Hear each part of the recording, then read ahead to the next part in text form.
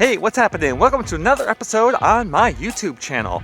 Today I wanted to talk to you about a DIY project that I did at my own house just the other day. And it was something that I never have tackled before, and it felt really good. So for those who don't know, the bulk of my real estate background is through flipping properties. So I've flipped properties for over a decade. And with that experience, I learned how to do drywall, plumbing, electrical, flooring, framing, windows, kitchens, bathrooms, cabinetry, vanities, and so on and so on. But something I never tackled up until this point was garage doors. So I actually had myself check out some YouTube videos to learn how to do garage doors. And the problem with my garage door was that it was making all kinds of noises and squeakies and lots of sounds, and it just did not sound right. So we were gonna call someone and we were gonna be like, oh, it's gonna be like $500. And I was like, no, let me look into it. And I did, and it turned out it wasn't that bad. So I kind of followed the DIYers on YouTube and kind of just followed their policy and procedures on to tackle the garage door at my own house. And I'm glad I did, because that thing was almost to fall apart. Literally, the hinges were off the bolts. They were off the wood panels themselves. The garage door was about to fall apart. And had I not tackled it when I did, it would have been a huge, huge problem. There's nothing wrong with the wood panels themselves, the door themselves, the track. That wasn't it. Just from the wear and tear and the opening and the closing, and over the years, just all of those moving parts started to become loose. So all I had to do was go through every single nut and bolt and tighten everything down.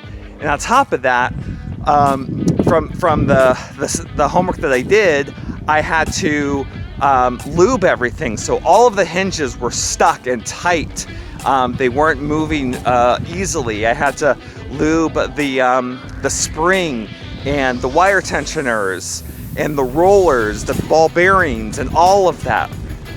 And I probably spent half a day just making sure it was done correctly. So luckily I had the tools to do it, and the only thing I had to do was buy the spray lube. Now, you don't want to use WD-40 on the garage door per recommendations of many resources that I looked into on my own. Personally, they recommend a lithium spray grease, not WD-40. So all I had to do was just run out to Home Depot, because I have WD-40. Almost everybody has it in their garage. I just had to get the lithium spray grease.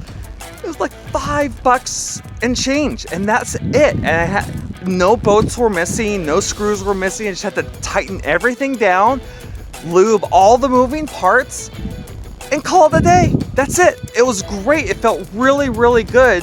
So out of a $5 repair job, I just saved probably $5,000, because if that garage door broke like it was almost about to, we could have not only had to have gotten a brand new garage door, it also probably, if it fell on our cars, it would have caused cars to be damaged.